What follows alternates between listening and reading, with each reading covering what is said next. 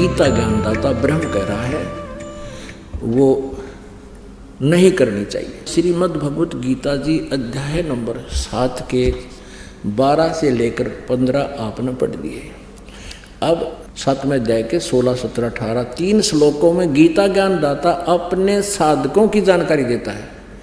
उसके बाद 19 में अन्य जानकारी है, अभी आपके समक्ष बताएंगे। और फिर 20, 21, 22 और 23 में गीता ज्ञानदाता फिर उन्हीं तीनों गुणों रजगुण ब्रह्मा, सतगुण विष्णु, तमगुण शिव जी, यानी इन तीनों देवताओं की साधना को गलत बता रहे हैं। अब देखिएगा, श्रीमद् भगवत गीता, गीता प्रेस गोरखपुर से प्रकाशित है और जयदयाल गोविंद का इसके अनुवादक है। ये 7वां अध्याय और श्लोक नंबर 20।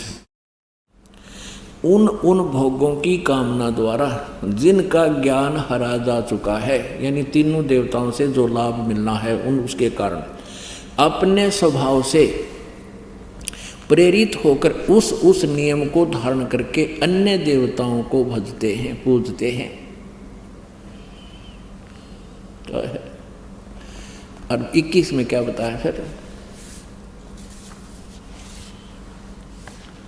जो सकाम भक्त जिस देवता के स्वरूप को श्रद्धा से पूजना चाहता है, उस भक्त की श्रद्धा को मैं उसी देवता के प्रति स्थिर करता हूँ।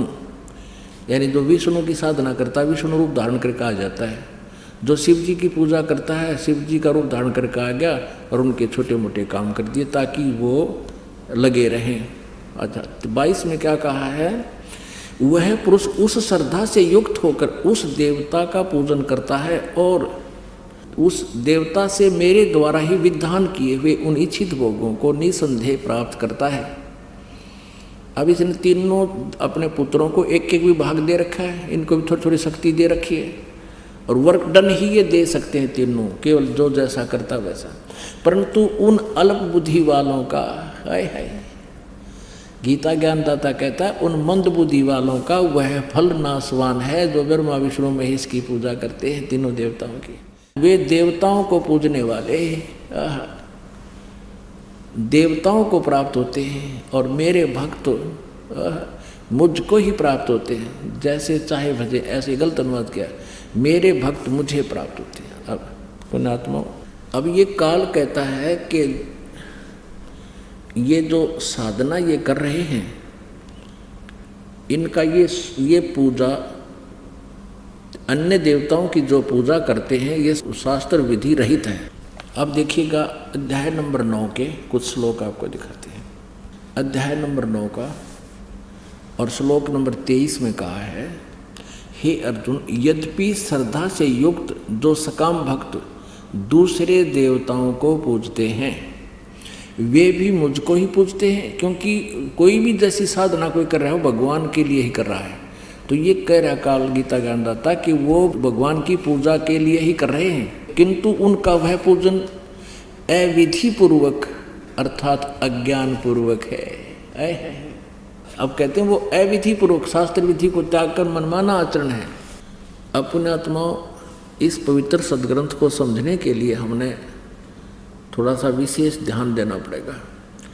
अब यहाँ गीता ज्ञानदाता 11वें अध्याय के 47-48 में कह रहा है कि ये मेरा वास्तविक रूप है, जो विराट रूप दिखा रखा था, और मेरी प्राप्ति इसके दर्शन अर्थात काल प्राप्ति न वेदों वर्णित विधि से, न किसी जप से, न तप से, न क्रिया से, किसी से भी वो नहीं हो सकता।